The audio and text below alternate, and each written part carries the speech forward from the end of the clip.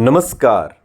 आप सुन रहे हैं द माइथोलॉजी रेडियो और आज के इस पॉडकास्ट में कहानी द्रौपदी के पुनर्जन्म की।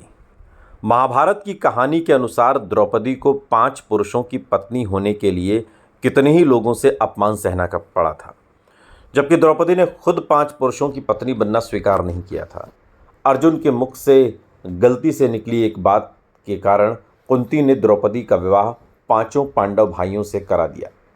इसके बाद भी द्रौपदी ने नियमों पर चलते हुए 5 पतियों के साथ तालमेल और सम्मानपूर्ण संबंध बनाए रखे।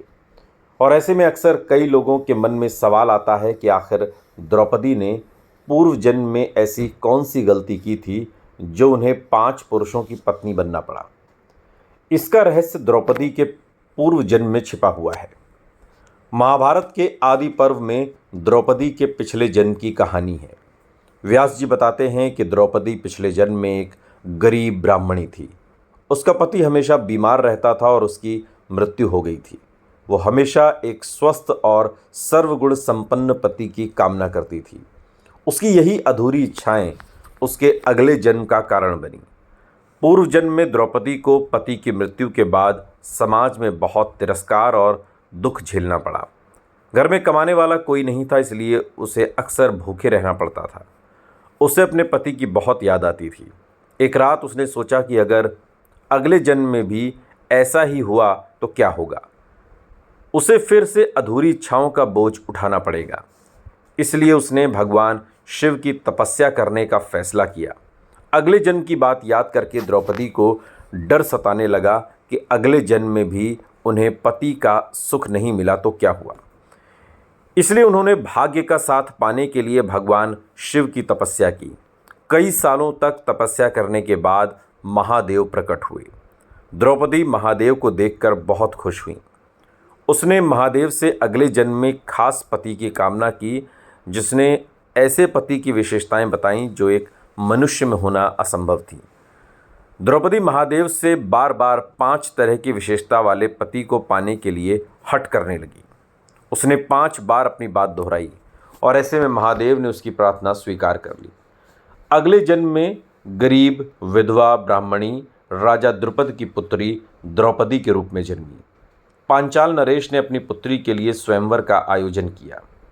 स्वयंवर की शर्त ये थी कि जो भी राजा या राजकुमार पानी में मछली का प्रतिबिंब देखकर उसकी आंख पर निशाना साधेगा, द्रौपदी उसे अपना वर चुन लेगी।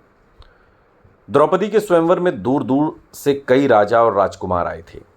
अर्जुन भी वहां उपस्थित थे। अर्जुन ने स्वयंवर की शर्त को पूरा किया।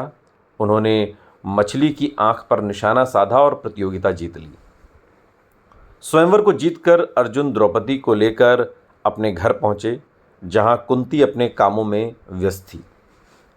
अर्जुन ने उत्साहित होकर अपनी मां कुंती से कहा, मां, देखिए हम आपके लिए क्या लेकर आए हैं।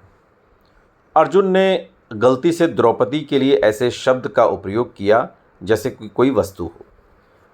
अर्जुन अपनी बात को सही से समझाने ही वाले थे कि कुंती ने बिना देखे अर्जुन को आदेश दिया कि वो जो भी चीज़ लाए हैं उसे आपस में बांट लें। जब कुंती की बात द्रौपदी सहित 5 पांडव भाइयों ने सुनी तो उनके आश्चर्य का कोई ठिकाना नहीं था। इसके बाद अर्जुन ने कुंती को सत्य बताया तो उन्हें बहुत क्रोध आया और उन्होंने एक कन्या के लिए ऐसे शब्द का प्रयोग करने के लिए उन्हें बहुत डांटा। क्रोध में कुंती भी अपना विवेक खो बैठी और उन्होंने 5 पुत्रों को द्रौपदी से विवाह करने का आदेश दिया। द्रौपदी ने कुंती का आदेश स्वीकार किया, लेकिन वेदव्यास जी भूतकाल और भविष्य दोनों जानते थे। इसलिए उन्होंने द्रौपदी को उनके पूर्व जन्म को याद दिलाया और 5 पांडव भाइयों से द्रौपदी का विवाह करा दिया। और इस तरह द्रौपदी 5 पुरुषों की पत्नी बन गई, जिसका संबंध उनके पूर्व जन्म की उस तपस्या से था जिसके बाद ये होना सुनिश्चित हुआ। सुनते रहिए द माइथोलॉजी रेडियो, सुनता है सारा इंडिया।